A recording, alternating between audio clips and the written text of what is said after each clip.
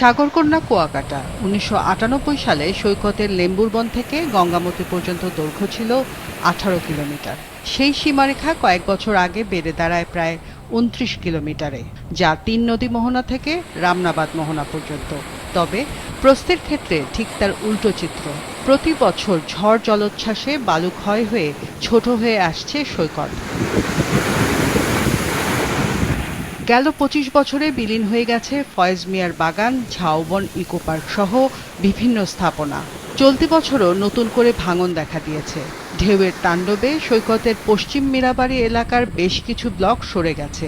ঝুঁকিতে রয়েছে মসজিদ, ট্যুরিজম পার্ক, বসতবাড়ি সহ নানা স্থাপনা। স্থানীয়রা বলছেন, কয়েক বছর আগেও সমুদ্র পর্যন্ত যেতে ২ থেকে ৩ কিলোমিটার হাঁটতে হতো, যা এখন বাড়ির পাশে।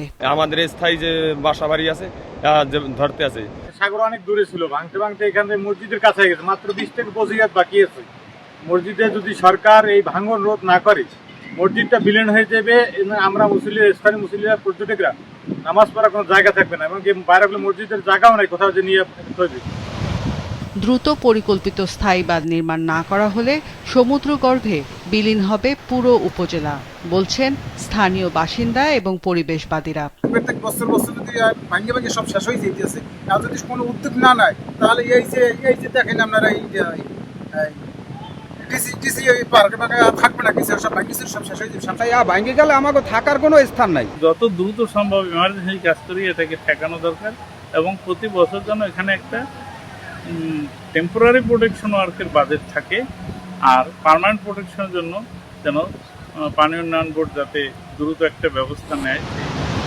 পানি উন্নয়ন বোর্ড জানিয়েছে, স্থানীয় বাঁধ নির্মাণে ৭৫৯ কোটি টাকার একটি প্রকল্প মন্ত্রণালয়ে পাঠানো হয়েছে। অনুমোদন পেলেই কাজ শুরু হবে। স্থায়ী ভাঙন প্রতিরোধের জন্য ৭৫৯ কোটি টাকার একটি ডিপিপি প্ল্যানিং কমিশনে দাখিল করা হয়েছে। এই ডিপিপি অনুমোদন হলেই আমরা স্থায়ীভাবে কাজ বাস্তবায়ন করতে সক্ষম হব। সমুদ্র তীরের ভাঙন রোধে দ্রুত স্থায়ী বাঁধ নির্মাণ করা হোক, এমনটাই দাবি স্থানীয়দের। মাছরাঙা নিউজ ডেস্ক।